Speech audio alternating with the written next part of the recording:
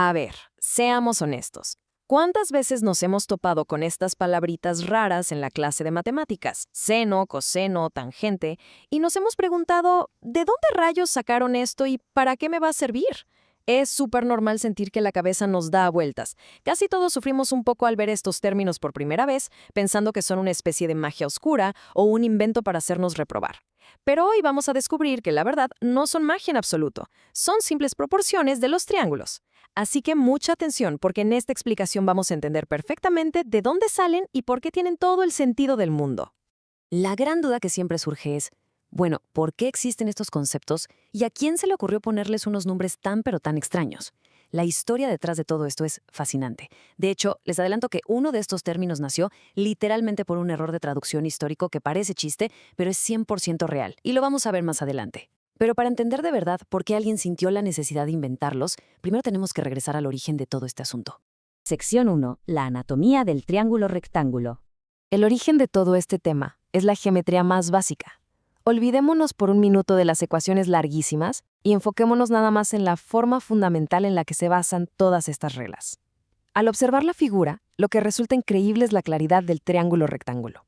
Este triángulo especial tiene una característica que es inconfundible: un ángulo perfecto de exactamente 90 grados, como la esquina de una hoja de papel. Y luego, fijémonos en ese otro ángulo, el que marcamos con la letra griega teta. No hay que asustarse con ella. Teta es simplemente el nombre universal que usamos para decir, hey, este es el ángulo que estamos estudiando ahorita. Es nuestro punto de observación. A partir de ese inconfundible ángulo de 90 grados, podemos ubicar rapidísimo al jefe de la figura, la hipotenusa. Por definición, la hipotenusa es el lado más largo de todo el triángulo. Y hay una regla de oro que nos salva la vida en cualquier examen. La hipotenusa siempre, pero siempre está ubicada justo enfrente del ángulo recto. Es como si esa esquina de 90 grados fuera una flecha que la estuviera señalando directamente. Y bueno, esto nos deja con los otros dos lados, a los que llamamos catetos.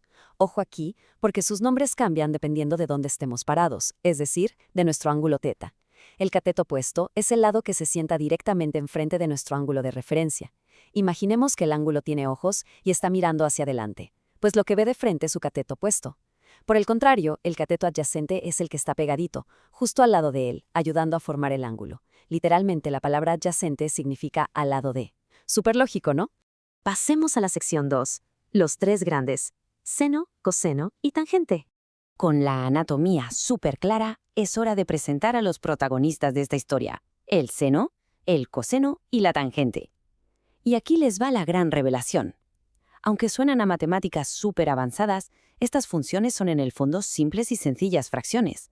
Solamente nos muestran cómo se relacionan las medidas de los lados de ese triángulo al dividirlos. Para dominar estas fracciones y no confundirnos nunca, existe un truco mental definitivo: el famoso SOHCAHTOA.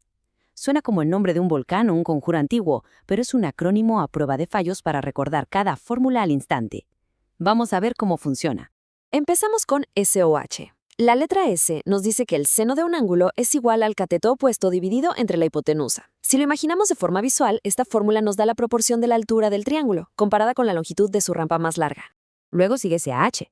El coseno se calcula dividiendo el cateto adyacente entre la hipotenusa. Siguiendo esa misma lógica, el coseno representa la proporción de la base del triángulo respecto a esa misma rampa diagonal. Y para rematar tenemos TOA. La tangente se obtiene al dividir el cateto opuesto entre el cateto adyacente. Esta es especial porque deja a la hipotenusa completamente fuera del juego. Al dividir la altura entre la base, la tangente nos dice de forma súper directa cuál es la pendiente, o sea, qué tan empinada o inclinada está la rampa de nuestro triángulo. Y todo esto nos lleva al mayor truco de magia matemático de todos. Fíjense bien en esto. Tenemos un triángulo chiquito, digamos de lados 3, 4 y 5. Si calculamos el seno de su ángulo base, dividimos 3 entre 5 y ¡pum!, nos da 0.6. Ahora agarramos un triángulo gigante que tenga exactamente el mismo ángulo, pero con lados del doble de tamaño, 6, 8 y 10. Dividimos 6 entre 10 y ¿qué creen? Da 0.6 también. El punto crucial, la clave de todo el tema es esta. Para un ángulo específico, estas proporciones nunca cambian. Son constantes, ya sea que el triángulo mida unos centímetros o sea del tamaño de un rascacielos. Esa constancia es lo que hace que esto sea tan poderoso. Sección 3. Entra el círculo unitario. Ahora vamos a ver cómo se conecta todo esto con algo todavía más grande. Dejemos atrás los triangulitos sueltos y entremos al famoso círculo unitario. Aquí es donde las matemáticas pasan de ser una figurita estática a una herramienta súper dinámica. Imaginemos que dibujamos nuestro triángulo rectángulo dentro de un círculo en una gráfica de coordenadas. Lo genial de este círculo unitario es que su radio mide exactamente una unidad. Y como nuestro triángulo encaja desde el centro hasta el borde, resulta que la hipotenusa del triángulo es exactamente igual al radio del círculo. Por lo tanto, nuestra hipotenusa ahora vale 1. Y aquí viene el momento en el que todo hace clic. Si el seno es el cateto opuesto dividido entre la hipotenusa, y la hipotenusa vale 1, bueno, pues cualquier número dividido entre 1 se queda exactamente igual, ¿verdad? De repente, el seno se convierte directamente en la coordenada y de nuestra gráfica. Por esa misma lógica, el coseno se vuelve automáticamente la coordenada x. Y la tangente sigue siendo la pendiente de la línea. Así de fácil. Acabamos de convertir unas proporciones geométricas en un mapa de coordenadas que cualquiera puede leer. Usando este círculo, los matemáticos se pusieron a calcular los valores para los ángulos más comunes, 0, 30, 45, 60 y 90 grados. Y si observamos bien los resultados, hay un patrón precioso. Para los senos, los números de arriba siguen una secuencia súper limpia, contando como raíz de 1, raíz de 2 y raíz de 3. El coseno hace exactamente lo mismo, pero en reversa.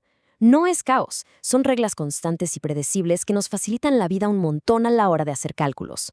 Sección 4. Errores de traducción y usos en el mundo real. Vamos a cambiar un poquito de tema. Ya que entendemos qué son estas fracciones, hablemos de su historia y, lo más importante, de para qué se usan allá afuera, en la vida real.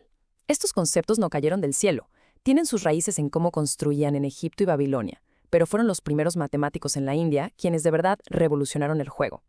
Ellos estudiaban las relaciones de medias cuerdas adentro de un círculo y le pusieron nombres en sánscrito como yea y cotillea.